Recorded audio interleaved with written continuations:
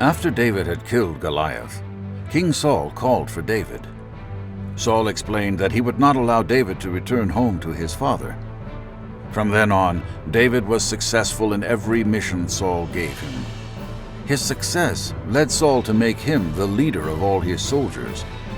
This decision pleased all of Saul's people, as David was well liked by everyone. He was especially favored by Jonathan, Saul's son. Jonathan grew to love David as he loved himself. One day, Jonathan made a covenant with David and gave him his robe, armor, sword, bow, and his belt as a sign of their friendship. When Saul and his army journeyed home after defeating the Philistines, the women in the towns came out to greet them and celebrate their victory.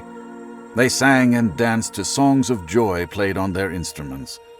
They sang, "Saul has slain his thousands, and David his tens of thousands."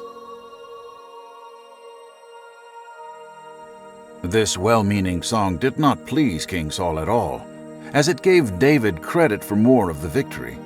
In his anger, he became jealous and suspicious of David, wondering if he would try to take his kingdom from him. From that moment on, Saul kept a close eye on David. The next day, as usual, David was playing his lyre for Saul when an evil spirit from God came on Saul. Thinking to himself, "I'll pin David to the wall," Saul grabbed a spear and threw it at David.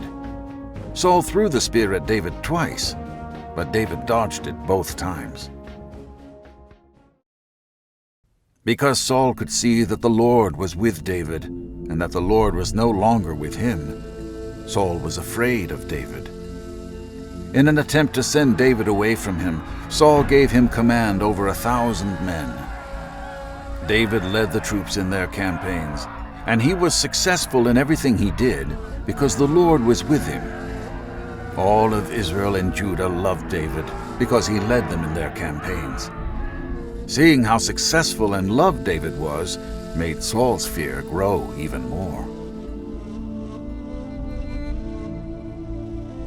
After a failed attempt to have David killed in battle against the Philistines, Saul made a new plan to kill him. Saul spoke to his son Jonathan and all his servants and told them to kill David. Jonathan, who was David's friend, told David about his father's plan. "My father is looking for a chance to kill you. Be on your guard tomorrow morning and go into hiding," Jonathan warned. Jonathan promised to go to his father and speak on David's behalf. The next day, Jonathan reminded Saul of the good that David had done for him and that he had done nothing to him. "Do not sin against your servant David, as he has not sinned against you," he pleaded.